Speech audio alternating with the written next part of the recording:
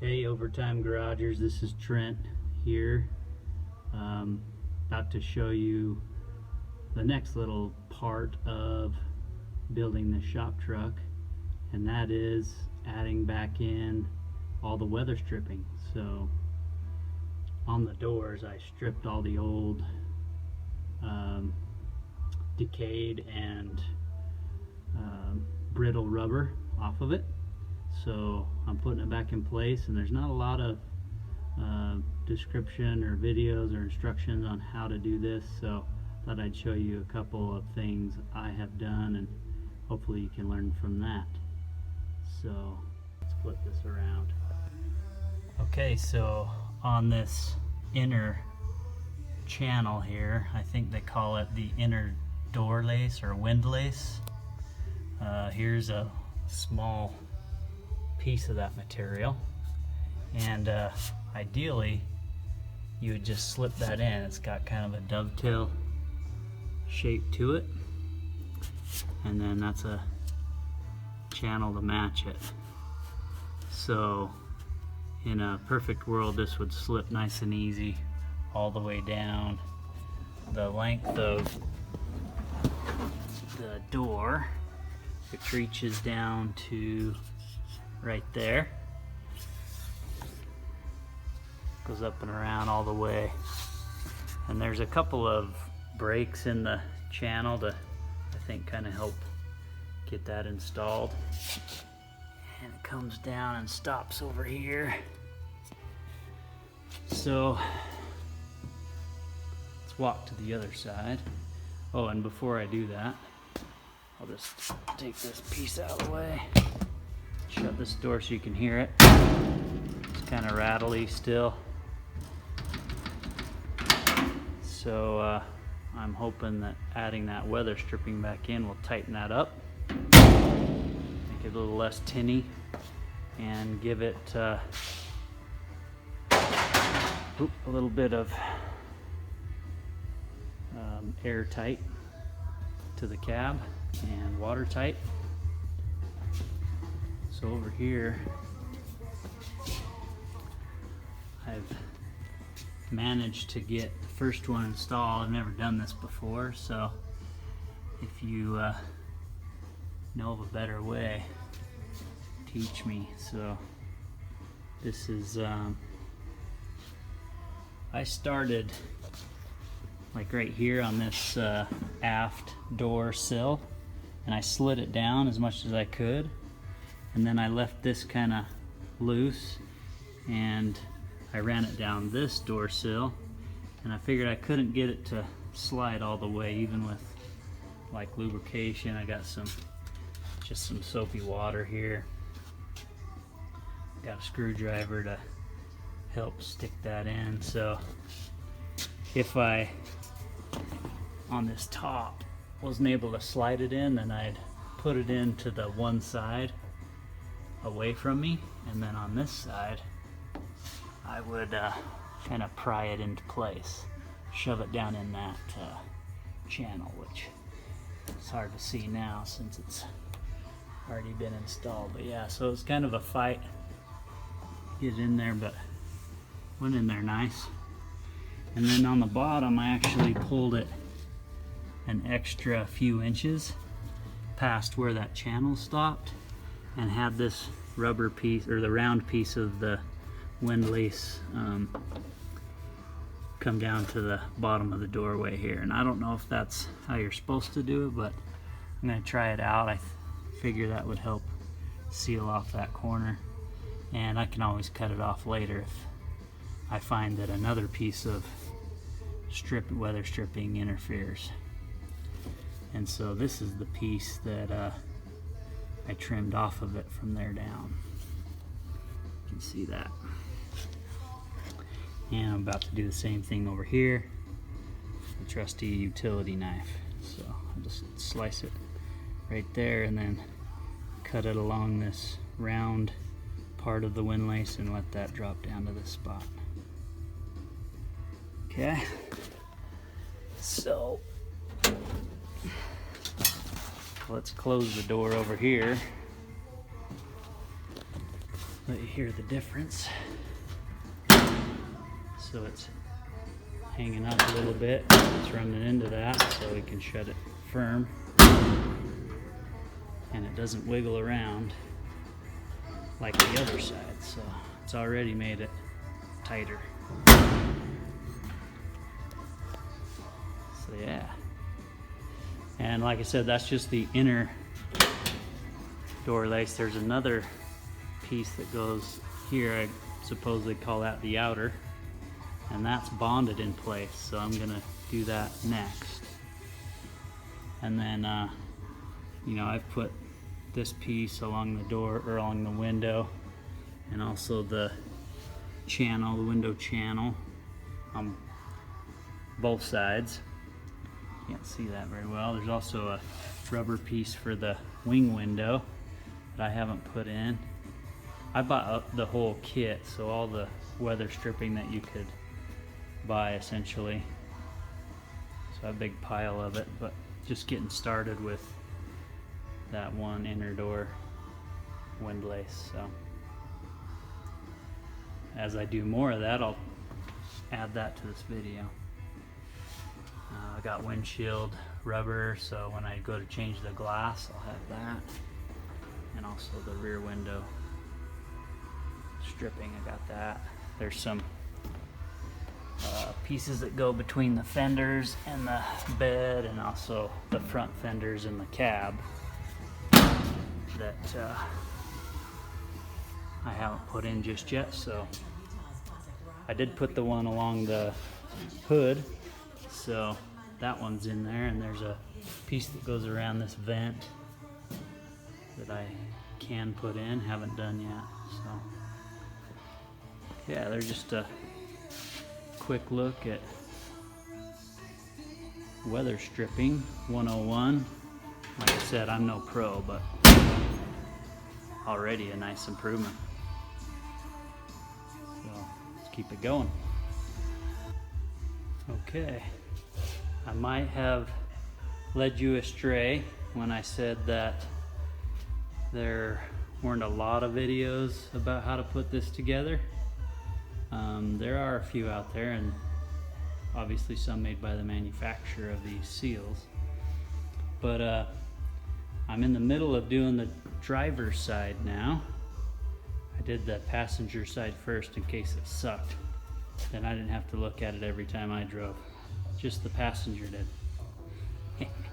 So I did slide this down on the aft side of the door. And I left it long so I can trim that and run it down the inside of the door. And then you can see there's the gap in the channel there. And this is mid-span, so I'm going across the top and I'm tucking that in. And I'm gonna go around this corner next, but so I'm going to continue to tuck this in down the forward side of the door. And one thing I wanted to mention is that I chose a tool that's one of my older worn out screwdrivers, so it didn't have as sharp edges when I'm tucking that in. There's kind of a better look at how it's going in. You tuck the side that's away from you in, and then push in the side closer to you with the screwdriver like that. So yeah, you just kind of manhandle it in place, and that ends up popping in there okay. I am also still using this soapy water. That helps it, encourages it to slip in there. So alright, hey, this is an update on Weatherstrip for this Rustilicious. And I don't remember if I've shown the cowl to hood Weatherstrip, but that was done right up front, right in the beginning. And it looks like this. There's just, I think, 4 of these fasteners and clips. There's one or two there, and then one there. And so that was pretty simple to put in. And then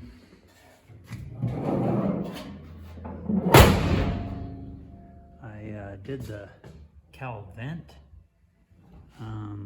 seal, which you can see here kind of sticking out, but it's a really thick rubber versus the foam kind of, you know, like on the doors, this is pretty foamy.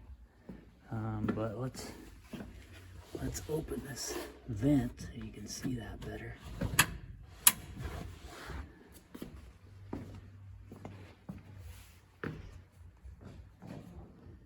So there's a channel here. I'll lift that up some more. There's a metal channel. There's the one side there, and then this is the other side. So that barely fit in there, but I ran some Weatherstrip adhesive on the bottom side of that so it won't pull out. And that should seal that up pretty good, actually, from airflow, but we'll take it for a drive and assess. Then I finally, after many years, 1 year I guess, not many, but finally after a long period of time got this door weather strip installed, which, you know, it's just been the last thing kind of on the priority list, but finally got around to them, so excited about it. So there's where I started, and we used these materials that are just a mess over here right now, like the 3M Weatherstrip adhesive, and this was the big tube. Let's see if it says how many ounces. 5 ounces. Barely made it around 2 doors. I think I actually had to use some of an old tube that I had. This was the 2 ounce version, but I used a screwdriver, kind of tuck it in because I didn't actually remove the door. So I started here and I painted the adhesive onto the door, and then, you know, using a brush kind of like that, just a soft bristled brush. Then I painted it onto the weather strip side, and then by the time I was done with that, they were both tacky enough to, you know, I did a section at a time, you know, 1.5 or 2 at a time. And then so this is the cross section of the weather strip, and I had to stare at videos and there were no instructions, so you kind of had to look at what other people have done and put this on. And you know, the companies that sell this stuff have some videos, so that was good. But I took this shorter side against the door, which makes the longer side kind of sticking out, so it'll look like that. And there's not a good spot on the door now to see how it fits up. Plus I put the trim piece on. It's a retainer trim, just goes along the bottom, so when you step out of the truck you don't pull that off. And there's some of the original rusty screws. There's short little sheet metal screws that I will paint the heads of, so they, because this trim piece was painted black, the door inside's been painted. It's really dirty because I've been using it, but I will paint those screw heads. Now I'll clean that up nice. And I need a couple more screws. Then back to the trim. See, I just turned 90 degrees and kept this short part of the cross section against the door, and I would tape it as I go. So there's the masking tape I was using to keep it held in place. And then as I got to here, like I said, I left the door on. I had to be careful and paint, you know, in between here with the brush, and then paint this section of the weather strip, and then kind of feed it down without accidentally sticking it to the door, which that part didn't work too badly, but then getting it to push back and stick in the right spot back there was kind of troublesome. So it definitely would be easier to get that perfect. Can't even see in there, but let me grab a light. All right, so yeah, you gotta kind of guide that to push back against the door, and then against this surface of the door too, so it was kind of tricky, but it turned out fine. And then make the turn around the bottom, terminate here, cut it off square, put a little adhesive between the two, and then, yeah, like I said, this trim retainer, I'll show you on the other side how that fits in there. Let's go look at that. Before I do, we'll shut this. So now, it used to be kind of a rattly door when you shut it. Now it's really solid, and all the used to be able to see through right here because it wasn't a perfect fit. This is an original truck door and cab, and the door's even been blown open and bent the cab, which a lot of these have, but I left that nice feature. Here's the other side, and the trim piece is still out. You see the cross section of that, it's got a J to it, so, and it's really smooth on this side. You think it would go on that way, but it doesn't. It goes with the J portion pointing toward you, and it kind of fits right down in there to that portion of the weather strip. It lines up with the holes in the door. See right there. So yeah, that does a nice job. Retain that, although it doesn't really need it. The weather stripping is bonded really well with that weather strip adhesive, so I'll run screws into that. Let me take this out so you can see this door shutting. Shuts really nice. Now the gaps look okay on this side, a little tight on the front, but the door is going to be sealed better, and we'll take it for a drive and see how smooth sounding it is, how much quieter it is. Yeah. All right, now here is another piece of weather strip going in. Looks like this on the outside, and there's the cross section, and we're going to tuck this top portion here over that corner and underneath this trim piece, so you can see how that's oriented, and it'll just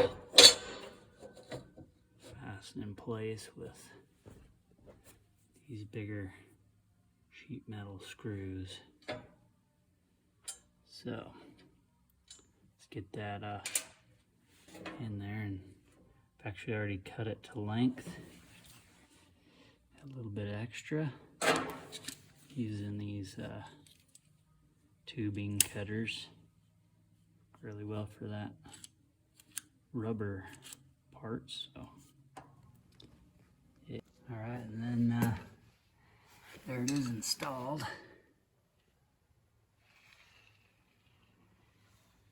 Just to help keep more and more air and water out of here, out of the cab. But need to obviously get one more screw. So took one with me from the other side to match up, get the same thing. But yeah, there's Weatherstrip on this guy.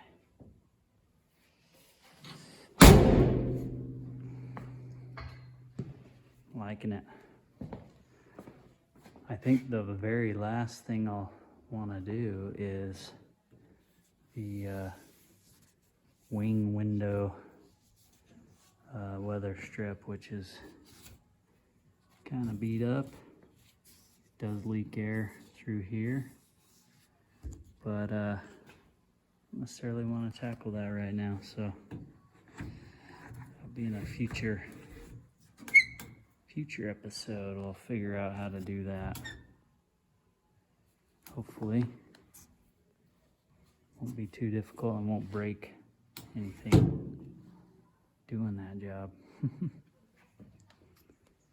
Alright, thanks for watching. Subscribe to see the next episode when we do our next little improvement on Old Delicious.